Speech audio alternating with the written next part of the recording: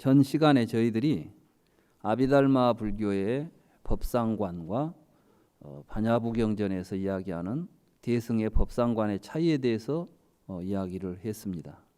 그 이야기를 이어서 강의를 진행하도록 하겠습니다. 이 법상에 대한 차이라는 것은 굉장히 중요합니다. 왜냐하면 부처님의 가르침을 어떻게 이해할 것이냐, 이게 이제 법상관입니다. 부처님의 말씀을 어떻게 이해해야 하는가, 이 문제가 실제로 아비달마 불교 시대에 굉장히 중요한 시대적 화두였습니다. 그래서 이제 아비달마 불교에서는 분별서를 취하게 됩니다. 다시 말해서 부처님께서는 우리 중생들의 유의법의 여러 현상들에 대해서 분석해 가지고 그것을 정확하게 우리에게 정리해서 분별을 해서 이야기를 해줬다는 거예요. 그러니까 그 분별한 언어들을 실제시할 수밖에 없는 것이죠. 그러 이제 그 분별을 부처님이 하실 때 크게 3과로 분별하셨다. 이래서 이제 오온 12처 18계, 이게 온처계라고 하는 그 3과 분별을 통해서 제법을 분류하셨고, 그 속에 모든 법을 분석하면 다르마로서 정리가 되는데, 이 다르마의 종류가 몇 가지냐, 이걸 가지고 이제 75가지다, 뭐 80몇 가지다, 이렇게 서로 분별이 일어나죠. 그걸 또 색법과 신법으로 나누었습니다. 그래서 이제 예를 들자면 오의 75법 많이 들어보셨죠? 오의 75법은 뭐 색법, 신법, 심소법, 불상행법, 무의법. 유의법과 무의법이 있는데, 무의법에 한 가지 무의법에는 3가지의 다르마가 있고, 유의법에는 72가지의 다르마가 있다.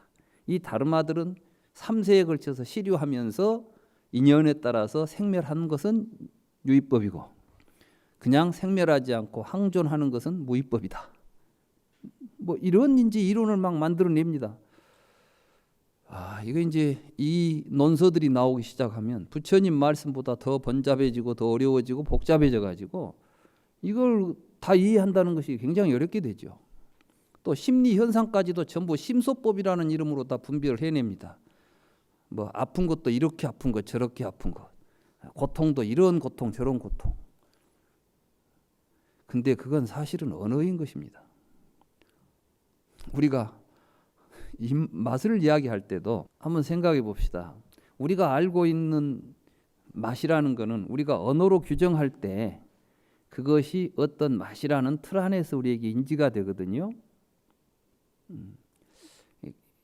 인간의 인지의 구조, 이 굉장히 이제 이 불교에서는 중요하게 생각합니다. 부처님은 사실은 제가 연구해 본 바에 의하면은 부처님께서는 우리는 어떤 식으로 인식하게 되고 그 인식의 어떠한 그 구조나 패턴들이 어떻게 이루어지면서 고통은 어떤 구조 속에서 느껴지는가, 이런 것들을 연구하신 분이에요. 그러니까 어찌 보면 굉장히 심리학적이죠. 그런데 사실 심리학은 부처님이 했던 방법하고는 또 다릅니다. 심리학이라고 하는 학문 자체가 언어적 구조 속에서 일어나고 있기 때문에. 그런데 부처님은 언어가 굉장히 중요하다는 사실을 깨달은 분이에요. 우리들의 지각 속에서 언어의 구조, 이게 이제 어디에 드러나냐 하면은 연기법 가운데서 식과 명색이라는 그 단어 속에서 드러나요. 많은 사람들이 명색을 물질과 정신이라고, 정신과 물질이라고 번역을 합니다. 이 명색을 물질과 정신이라고 해석한 단초가 아비달마 불교입니다. 사실 부처님께서 말씀하신 이름과 형태, 나마, 루파, 명색은 그게 아니라 언어적으로 기호적인 의미, 언어죠. 명은 그러니까 이름입니다. 이름. 다시 말해서 우리는 이것을 컵이라고 부르죠. 그리고 이러한 형태에다가 컵이라는 기호를 하나 붙여놨지 않습니까? 그때 우리는 이걸 보고 명색이다 이렇게 말하는 겁니다. 그런데 만약에 여러분들이 컵이라는 단어를 알지 못하는 상태에서 이걸 본다면 컵이 있다라는 말을 할 수 있겠습니까? 없겠습니까? 없죠.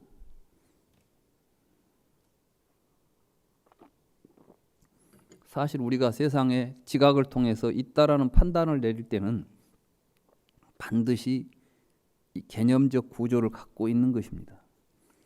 그리고 여러분들이 그 개념적 구조에 가지고 있는 정서적인 의미들이 또 있어요. 이 컵에 대해서 여러분들이 좋은 추억이 있다면 컵을 보면 기분이 좋을 겁니다. 나는 이 컵을 볼 때마다 우리 애인하고 같이 와인을 마시면서 지냈던 옛날이 생각이 나. 컵을 볼 때마다 애인 생각도 나고 기분이 좋을 거예요.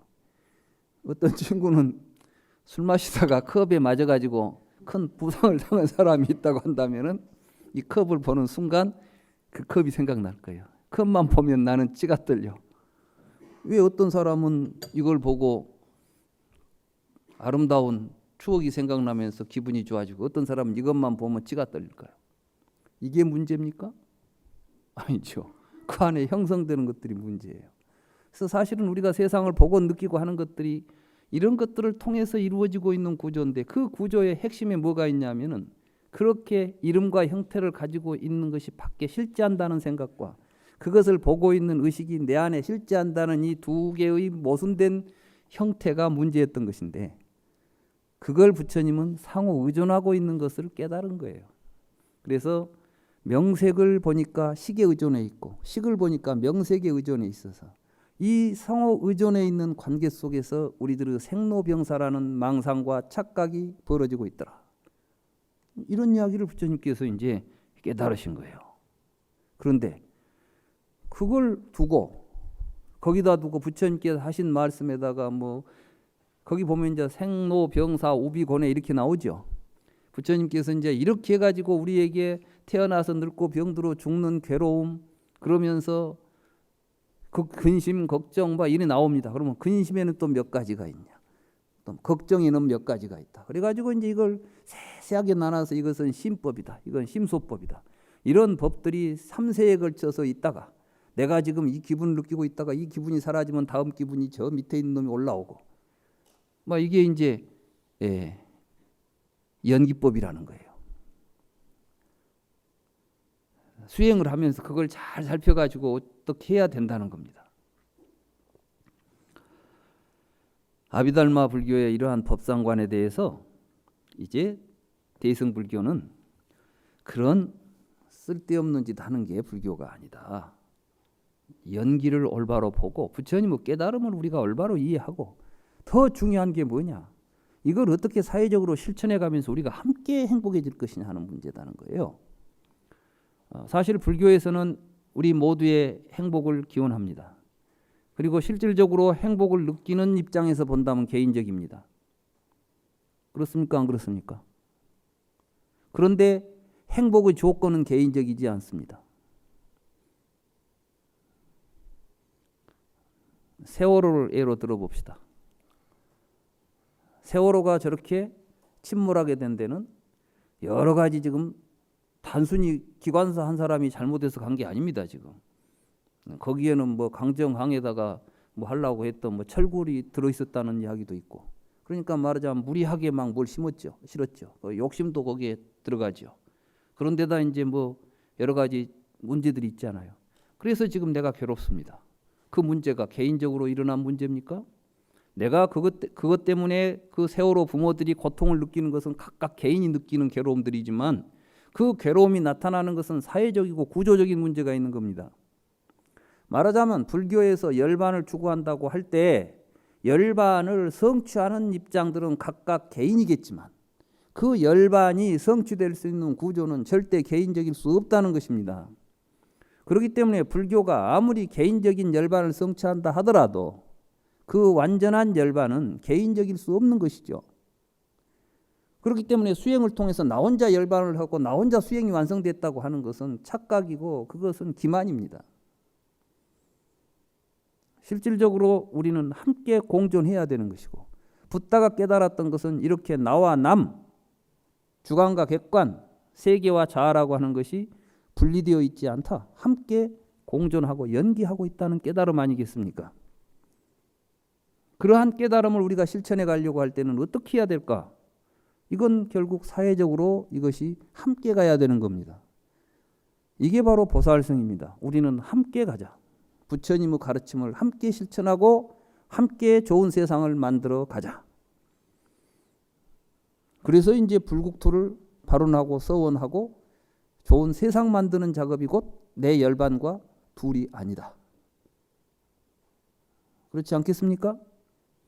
그렇기 때문에 우리 불자들이 불교를 공부하면서 내 공부하는데 개인적인 열반을 수행으로 혼자 깊은 데 들어가서 하는 것이지 사회적인 문제와는 무관하다. 불교 수행이 사회적인 것과 무관해서는 그건 불교 수행도 아니다. 이게 이제 대승의 입장입니다.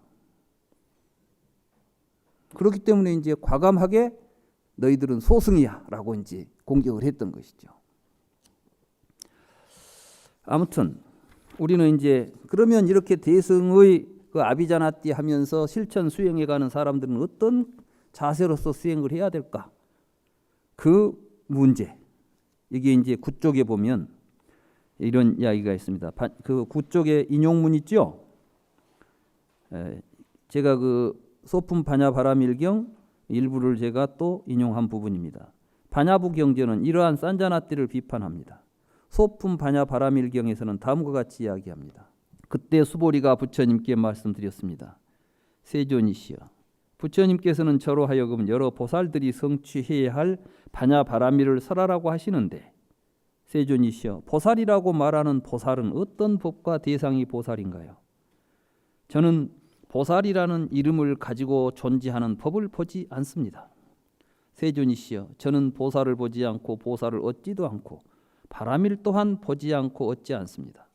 어떤 것이 보살의 바라밀인가를 가르쳐야 한다면 만약에 보살이 이 말을 듣고 놀라지 않고 두려워하지 않고 포기하지 않고 물러서지 않고 말한 그대로 실천하면 이것을 보살의 반야 바라밀이라고 부르는 것입니다.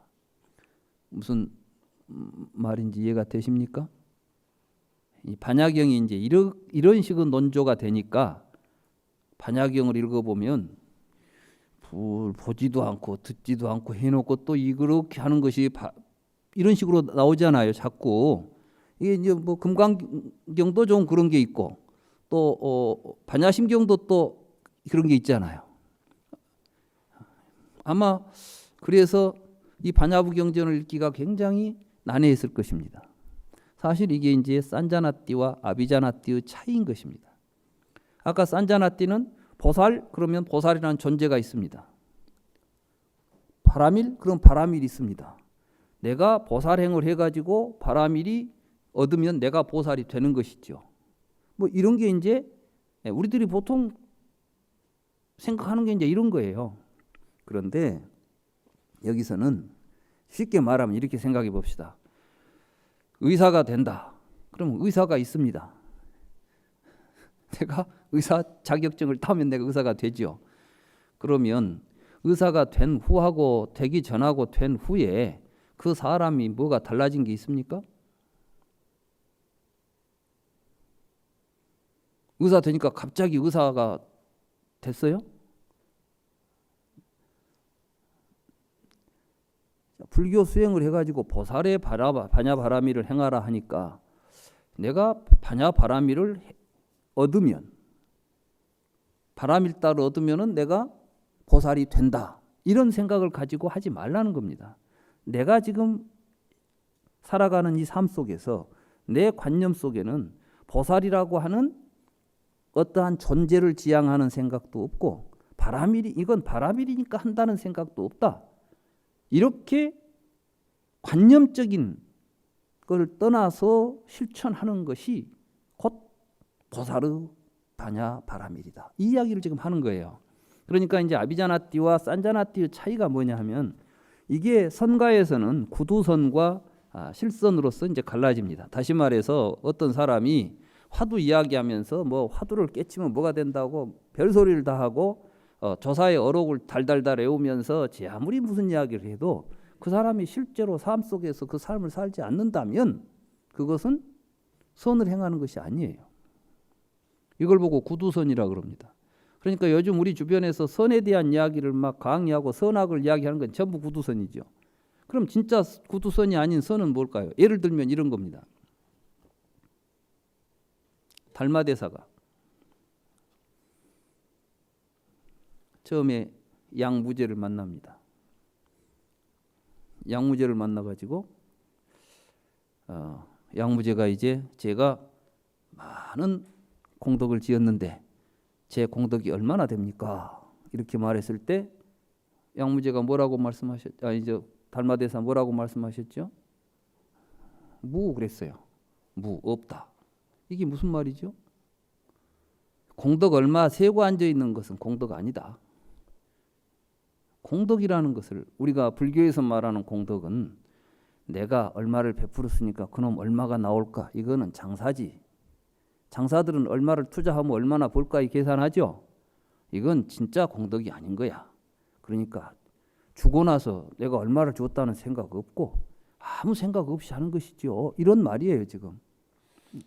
무 이렇게 하면은 내가 뭔가 너무 뭐 공덕이 있다는 생각만 가지고 했구나 이렇게 깨닫도록 해준 이야기인데 달마대사는 그런 의도로 했어요. 못 알아들어요. 그러니까 또 물어요.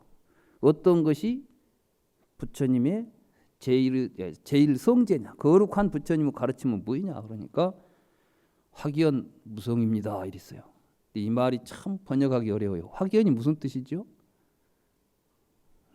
사실 한문으로 써놓으니까 확연 그러니까 뭐 대단한 것 같은데 우리말로 번역하면 확연이 뭐냐면 너무 뻔해가지고 뻔한 일이에요. 말하자면 내가 눈으로 보면 확연한 일들 이 말이에요. 너무나 뻔해가지고 성스럽다고 할 것도 없는 것들입니다. 부처님의 모든 가르침은 이거는 거룩한 가르침이 따로 있는 게 아니라 우리 일상적인 삶에서 우리가 바르게 살아가는 걸 이야기한 것이지 무슨 성제라고 해가지고 이건 거룩하다 뭐 이런 게 어디가 있겠습니까? 그러니까 우리의 평상심 속에서 우리의 일상적인 삶 속에서 우리가 이 부처님의 가르침을 실현하는 것이 중요하지 뭐 이건 거룩하다 분별하지 마세요. 이렇게 이제 이야기한 거예요. 너무 뻔한 이야기 아닙니까? 그 말은 뭐예요? 착한 일 하고 살라는 이야기 아니에요? 그거죠. 그러니까 부처님의 칠불통계가 뭐였습니까? 착한 일 하고 못된 짓 하지 말라는 게 모든 가르침이 부처님의 가르침의 핵심이라는 겁니다. 그게 뭐 그렇게 성스럽고 거룩할 게 뭐가 있어요? 뻔한 이야기지. 지금 공부하시는 여러분들도 더 이상 기대하지 마세요. 불교에서. 뻔한 이야기예요. 전부. 근데 뻔하지 않을 것처럼 생각하니까 어려운 거지. 이제 달마대사가 그렇게 말해준 거예요. 당신 지금 뭐 성제는 뭐고 부처님 말씀은 성스럽고 다른 사람 말은 성스럽지 않습니까? 공자님, 맹자님이 착한 일을 하라 했지 못된 짓을 하라는 말 안 했죠. 예수님 착한 일을 하라 했지 못된 짓 하라 안 했죠. 다 부처님 말씀 아니에요 그게. 근데 무슨 부처님의 성스러운 진리가 뭐가 따로 있겠습니까? 이런 이야기예요. 너무나 간단한 이야기죠. 근데 또 못 알아들어요. 그러니까 다시 묻습니다. 그럼 도대체 내 앞에 있는 그대는 누구야? 그때는 좀 화가 났죠. 뭐 자기가 물어보면 전부 아니다. 뭐 아무것도 아니다. 이런 소리 했으니까. 그러니까 불식 그랬어요. 근데 이 말 또 해석이 모르겠습니다. 식이라는 게 뭐죠? 사실은 분별하는 거예요. 모르겠습니다. 이렇게 말할 사실 근데 거기서는 언어적 표현은 모르겠습니다 하지만 왜 뭘 모르겠어요 지금? 넌 누구냐 그러니까 모르겠다 그랬어요. 왜? 이 말이 무슨 뜻이겠어요? 나는 당신과 나 이런 걸 분별 못합니다. 우리는 분별해서는 안 됩니다. 넌 누구야? 이런 분별하고 살면 안 돼요. 불식 분별하지 맙시다 이런 거야. 그런데 알아듣지는 못하잖아. 그런데 이렇게 이제 우리가 지금 그 말을 보고 우리가 만약에 깨달았다 합시다. 이게 간화예요.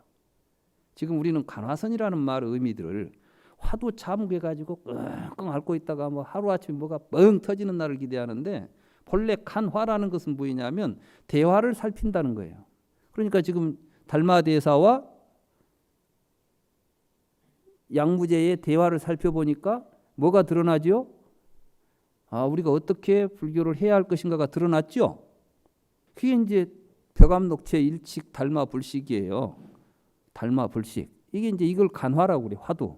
그럼 이 화두를 관해 봤더니 거기서 보니까 어떤 이야기?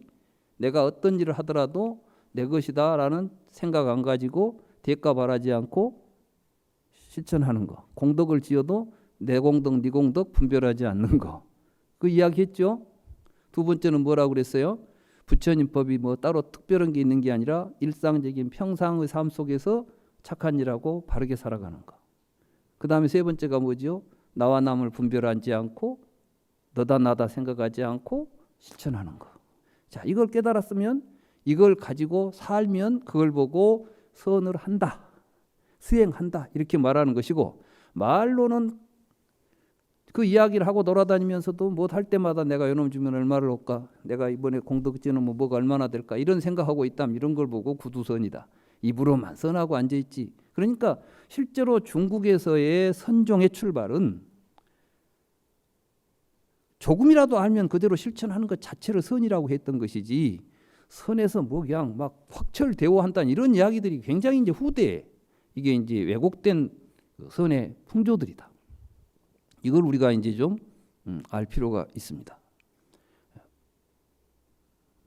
달마대사가 한 이야기는, 그래서 이제 뒤에 보면 선가에 보면 뭐 간식을 그런 이야기 나오죠. 불법이 뭡니까? 여하시 불법입니까? 똥막대기. 이런 이야기는 뭐냐? 야, 너 너무 지금 막 뭐 불법이면 뭐이나 된 것처럼 하지만은 뭐 별거 아니야. 이런 뜻이죠. 이렇게 우리가 받아들이고 불교를 실질적인 삶 속에서 실천해 가자는 이야기지, 관념적으로 분별을 일으켜서 이것이다 저것이다 말장난하지 말자. 이게 이제 어느 도단이에요. 근데 이런 것들이 전부 지금 이제 왜곡이 되면은 어느 도단이 또 말장난이 돼요. 선가의 어록들이 다 말장난이 되어 버려. 이게 이제 안 되는 거예요. 그래서 여기 이제 제가 이렇게 정리해 봤어요. 보살은 반야바라밀다를 성취해야 한다고 이야기할 때 이 말 속에는 보살이라는 언어가 있고 반야바라밀이라는 언어가 있습니다. 그럼 언어를 실제시하게 돼서 이해하게 되면 이것이 이제 산자나띠예요. 이 말은 보살이라는 존재가 반야바라밀이라는 그 무엇던 존재를 성취하여 얻게 된다. 우리가 수행을 하면 보살이 반야바라밀다를 얻는다. 이런 이야기를 하면 보살이 있어가지고 반야바라밀다를 얻는다. 이런 이야기가 되죠. 이 말을 좀 예를 들어자면 우리는 도둑놈이 도둑질을 한다. 이런 이야기를 일상적으로 씁니다. 이 말 속에는 도둑놈은 그냥 도둑질을 하지 않아도 그놈은 도둑놈인 거예요. 또 도둑질은 도둑놈이 없어도 도둑질은 세상에 있는 거죠. 도둑놈이 도둑질한다. 이 말은 뭐예요? 도둑놈이 도둑질하기 전에 있다가 도둑질하는 거잖아요. 이게 산자나띠예요. 근데 사실은 개념적으로 이해하면 그런 식이 되니까 한 번 도둑놈은 영원한 도둑놈이 되는 거야. 이제 도둑질 안 해도 그놈은 도둑놈이야. 우리 주변에 보면 한 번 해병은 영원한 해병이야. 그러니까 하나 이게 이제 산자나띠 하나의 관념으로 굳어지면, 여러분들 웃지 마시고 여러분들을 실제로 보세요. 여러분들은 모든 사람들에 대해서 나름대로 어떤 관념을 가지고 투영해서 봅니다. 그리고 한번 그렇게 봐버리면 그 다음부터는 항상 그렇게 봐요. 사람은 항상 변하게 되어 있습니다. 근데 변한 것을 안 보려고 하는 거죠. 무상한 것을 무상하게 못 봅니다. 산자나띠를 하게 되면. 그래서 나타나는 문제들이 여러분들의 삶 속에서 굉장히 많습니다. 여러분들 부부간에 싸움 올 때도 보세요. 사실은 예전에 남편도 아니고 예전에 아내도 아니에요. 또 어떤 과정을 통해서 변화가 왔는데 자기가 한번 이렇다고 보게 되면 그 다음부터는 하는 것마다 그렇게 보이는 거야. 사실은 그러니까 굉장한 왜곡을 해가는 겁니다. 우리가 관념적으로 세상을 본다는 것, 개념으로 세상을 이해한다는 것은 이렇게 위험하고 실상을 보지 못하게 하고 우리를 고통스럽게 몰아넣는 것입니다. 이런 작업을 떠나서 있는 그대로 보는 것이 아비자나띠입니다. 뭔가 변화가 있다면 유심히 관찰하고 말 속에서 저 사람이 어떻게 말한가를 듣고 판단해야 하는데, 아마 대부분 이럴 거예요. 여러분들이 대인관계에서 어떤 관계를 맺을 때 항상 제로 포인트에서 만나지 않습니다. 여러분들은 항상 여러분들이 가지고 있는 관념을 가지고 처음부터 출발을 합니다. 그래서 무슨 이야기가 나오면은 더 중요하고 가치 있는 다른 이야기들은 들리지 않고 자기가 관념으로서 이해하고 있고 파악하고 있는 그 점만이 여러분들에게 거듭해서 계속 느껴집니다. 이러지 말라는 거예요. 사실 불교 공부는 있는 그대로 보자는 공부인 것이죠. 이게 아비자나띠입니다. 그러니까 보살은 지금 보살이 보살행을 합니까? 보살행을 하니까 보살이라고 부릅니까? 그래서 뒤에 마지막 이런 거예요. 말한 그대로 실천하면 이것을 보살의 바라밀이라고 부르는 것입니다. 그랬어요. 이것이 보살의 바라밀입니다라고 말하지 않고 바라밀이라고 부르는 것입니다. 다시 말해서 도둑질을 하니까 도둑놈이라고 부르는 것입니다. 보살 일을 하니까 보살이라고 부르는 것이지 보살이 있지 않습니다. 그러니까 보살을 행을 하는 사람은 나는 보살이라는 생각을 안 하지요. 보살이라는 생각을 안 하고 하니까 보살이라고 부르는 것이지 내가 보살이라는 생각을 하고 이것은 보살행이니까 하겠다라고 한다면 안 되는 거예요. 그럼 보살행이라는 게 뭐가 있겠어요?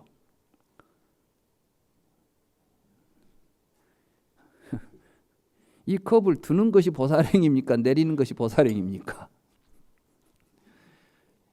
내가 이 컵을 들고 내릴 때 이 컵을 가지고 다른 사람을 위해서 봉사하기 위해서 들고 내릴 수도 있고 내 집으로 갖고 가기 위해서 들고 내릴 수도 있습니다. 들고 내리는 것이 문제가 아니에요. 어떤 행위도 보살행이 따로 있거나 하지 않습니다. 그러니까 이 세상에는 고정된 행위나 개념이 그런데 우리는 언어라는 개념은 하나의 현상을 고착화시켜 놓고 항상 동일하게 보려고 하는 특성을 갖는 게 언어예요. 그런 언어와 관념으로 세상을 보지 말자. 이게 부처님의 근본 가르침이었다. 이게 아비자나띠와 산자나띠 의미입니다. 이걸 다시 대승보살에서는 지금 보살을 이야기하면서 보살을 산자나띠 하지 않고 아비자나띠 한다는 표현을 지금 소품 반야에서 이렇게 표현하는 것이에요. 그러니까 우리가 반야경을 읽을 때 이런 초기 경전에서 부처님께서 산자나띠, 아비자나띠 이러한 표현들에 대한 올바른 이해가 없이 읽으면 반야경은 있는 것이 없는 것이고 없는 것이 있는 것이고 아주 굉장히 혼란스러운 모습으로 보인다는 겁니다. 그래서 저는 니까야로 대승경전을 읽어야 한다. 니까야를 읽지 않고 다시 말해서 초기 경전에 근거하지 않고 불경을 읽는 작업은 사실은 굉장히 위험한 일이다. 제대로 해석할 수가 없다. 저는 이렇게 봅니다. 아무튼 이제 우리는 반야심경을 이렇게 산자나띠 하지 않고 아비자나띠 하는 가르침으로 읽어야 되겠다. 이런 게 이번 강의의 핵심입니다. 그 다음에 현존하는 그 반야심경을 보니까 한역이 8가지가 있고 산스크리트가 이제 번본이 하나가 지금 현존하고 있습니다. 그래서 이 반야심경은 크게는 두 종류로 나뉩니다. 하나는 광본, 하나는 약본. 광본은 다른 경전들처럼 여시 아문에서 시작해가지고 이와 같이 나는 들었다 한때 부처님께서 왕사성 어디에 계셨다. 뭐 이렇게 해가지고 이제 쭉 경전을 설하게 된 이유가 나오죠. 인연이. 근데 여기에 보면 이제 그 광본을 살펴보면 관세음 보살이 먼저 오온이 공하다는 것을 관찰하고서 이제 관찰했다는 이야기가 나옵니다. 그러고 나니까 이제 사리불이 물어요. 어떻게 하면 우리가 괴로움으로부터 벗어날 수 있을 것인가? 그랬을 때 관세음 보살님이 다시 사리불에게 설법을 하는 내용, 이런 내용으로 이제 이어지면서 마지막에 그렇게 해서 뭐 결론까지 이렇게 쭉 이어지는 거. 이걸 보고 우리는 보통 경전을 분류할 때 서분, 정종분, 유통분 이렇게 나눠요. 서분에는 앞에 이제 경을 설하게 된 인연, 정종분에는 본문, 불교 그 경에서 설한 핵심적인 이야기, 유통분에는 그래서 이 경전을 모두 널리 펴면 좋다. 이렇게 해서 모두 기쁘게 부처님의 말씀을 받아 지녔다. 뭐 이런 식의 결론이 나오죠. 광본은 이렇게 이 세 부분이 다 갖추어진 걸 보고 광본, 넓을 광자를 써서 광본이라 그러고, 약본은 이제 서론과 결론을 빼고 가운데 정종분만을 뽑아서 간략하게 설한경을 약본이라고 부릅니다. 지금 우리들이 외우고 있는 반야심경은 당나라 때 현장 3장께서 번역하신 약본이고 그 외에도 많은 이제 경이 있다. 그런데 특히 이건 중요한 게 산스크리트본이 남아 있어서 정확하게 산스크리트로 대조해서 경을 살펴볼 수가 있습니다. 이 산스크리트본은 약본입니다. 그래서 이 강의는 현장 3장의 반야심경을 우리가 가장 많이 외우기 때문에 그 현장 3장의 반야심경하고 그 다음에 산스크리트본을 위주로 해서 이 강의를 진행할 계획입니다. 오늘 강의는 여기서 마치겠습니다. 감사합니다.